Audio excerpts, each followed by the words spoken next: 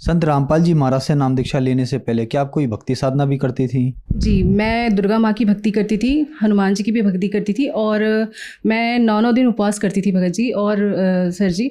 और मतलब मेरा ये कहना है कि मतलब मैं जैसे लोग खाना एक टाइम खाते, मैं एक टाइम खाना भी नहीं खाती थी। मैं मतलब जैसे बोलना चाहिए वो दूबी का रस है ना, वैसा इतना मतलब कठोर उपवास करती थी मैं। तो बहुत ज़्यादा भक्ति में थी। और क्या मेरे जो पापा हैं उनके द्वारा मैं अध्यात्म में जुड़ी थी, तो बचपन से ही मैंने बहुत भक्ति की। तो दुर्गा माँ की, हनुमान जी की, मतलब जो भी व्रत उपवास आते थे बहुत मतलब मुझे रुचि था, बहुत रुझान था, तो बहुत भक्ति करती थी भगत जी मैं। बहन जी, संत रामपाल जी महाराज की शरण में आप कैसे आई? संत रामपाल जी महाराज की शरण में हमारे हस्बैंड के दीजिए जी हैं, उनके द्वारा हमें पता चला कि ऐसे संत रामपाल जी महाराज है जो कबीर परमात्मा की सच्चा ज्ञान बताते हैं, उनकी भक्ति बताते हैं जिससे हमें मोक्ष प्राप्त होगा। तो वैसे हम संत रामपाल जी महाराज की शरण में आए। संत रामपाल जी महाराज की शरण में आने के बाद श्रद्धालु को बहुत सारे लाभ प्राप्त होते हैं, क्या आपके साथ भी कुछ ऐसा हुआ? जी भगत जी, बहुत लाभ हुए हैं। मालिक के लाभ तो हम पल पल अनुभव करते हैं, उनका मैं क्या बयान करूं, फिर भी मैं आपको बताऊंगी भगत जी। मेरा पोस्टिंग पीएससी के द्वारा रायगढ़ में हुआ था, जहां मतलब मैं अकेले मेरे छोटे बच्चे के साथ रहती थी और मेरे हस्बैंड हैं वो मेरे इन लॉज और बड़े बेटे के साथ रहते थे। तो कहीं ना कहीं हमारा परिवार समझ लीजिए बिखर गया था। और एक जो एडजस्टमेंट होता है मान मर्यादा के साथ में, जगत में जो लोग हैं वो चीज़ों को मतलब नहीं स्वीकारते हैं। तो बहुत सारी चीज़ें थी भगत जी, बच्चे का तबीयत ख़राब है तो मैं किसके भरोसे छोड़ूं, मुझे ड्यूटी जाना है तो बच्चे को मैं मतलब ताला लगा के जाती थी भगत जी। लिटरली बच्चा रोता रहता था, मतलब इतनी दयनीय स्थिति थी कि मैं कुछ नहीं कर पा रही थी। बहुत मैंने कहा 2 वक्त की समान रोटी मिलेगी मुझे या 1 वक्त की रोटी खाऊंगी, लेकिन मैं प्राइवेट नौकरी करूंगी नहीं चाहिए। सब गवर्नमेंट नौकरी के लिए जी जान लगाते, लेकिन मुझे नहीं चाहिए ऐसी नौकरी जहां मैं सुख शांति ही ना हो। फिर हमारे भगत जी बोले कि मतलब तुम इतना बोलती हो तो तुम कितना भक्ति करती हो, परमात्मा की शरण में हो फिर भी तुम्हें लाभ नहीं हो रहा, तो भैया तुमने कितनी भक्ति की। तो फिर फाइनली बोले कि नहीं मुझे समय नहीं मिलता है। समय नहीं मिलता है बोलने से तो लाभ नहीं होगा, तो तुम्हें समय निकालना पड़ेगा। तो फिर हमने रोज़ सुबह उठ करके भक्ति बताया गया था संत रामपाल जी महाराज द्वारा, तो वो भक्ति हम करते थे भगत जी। और साल भर के अंदर मालिक की ऐसी दया हुई, कबीर परमात्मा की ऐसी दया हुई कि संत रामपाल जी महाराज की भक्ति द्वारा मेरा एम्स रायपुर में सिलेक्शन हो गया।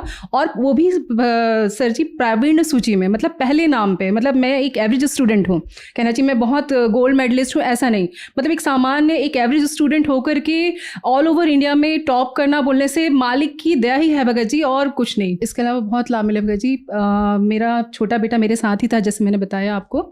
तो उस समय गर्मी का मौसम था और ऐसा था कि कैसे भी हमें बस यहाँ से जाना है, ये था। तो सामान भी पूरी तरह से नहीं था। और 1 महीना बच्चा, जैसे बोला जाए सर जी कि 1-2 दिन के लूज मोशन में बच्चे की क्या हालत होती है, मतलब बड़े की हालत ख़राब होती है। तो एक बच्चा है तो उसे 102, 103 डिग्री टेम्परेचर, लूज मोशन, मतलब बहुत पस्त हो गया था बच्चा। आए दिन मेरे को हॉस्पिटल ले जाना पड़ रहा है। मतलब कहना चाहिए कि मैं बहुत डर गई थी। मतलब रोज़ मैं भगत जी को अपने हस्बैंड को फ़ोन कर रही हूँ, बोले कि क्या करें। जैसा ही परमात्मा ने दया रखी थी और 1 महीने तक मेरे बच्चे को तकलीफ थी, लेकिन वो बच्चा आज बहुत स्वस्थ है, कोई शिकन तक नहीं है उस बच्चे के इस पर। संत रामपाल जी महाराज के बस सच्ची भक्ति है जो कि और गुरु नहीं बता पाते हैं।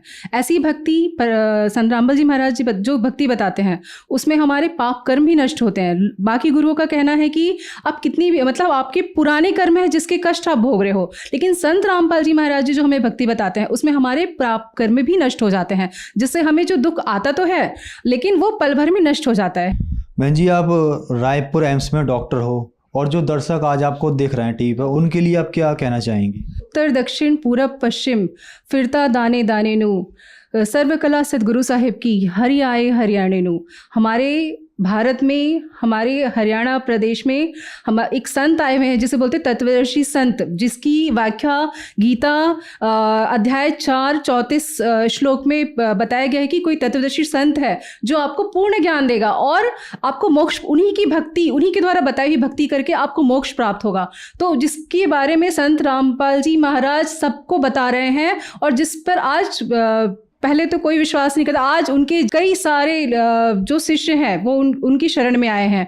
तो इससे बड़ा उदाहरण क्या होगा लोगों के लिए।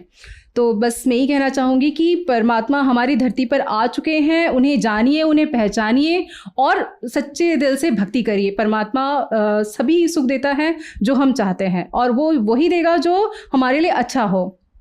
संत रामपाल जी महाराज से नाम दीक्षा कैसे ली जा सकती है? संत रामपाल जी महाराज जी से दीक्षा बहुत आसानी से ली जा सकती है। संत रामपाल जी महाराज का सत्संग आता है चैनलों पे, जिसमें नीचे एक पीली पट्टी चलती है और वहाँ एक नंबर दिया रहता है। उस नंबर पे कॉल करके हम जो हमारे निकटतम जो जिला में क्या बोलना चाहिए आश्रम है, वहाँ जाकर हम नाम उपदेश ले सकते हैं। धन्यवाद जी। धन्यवाद।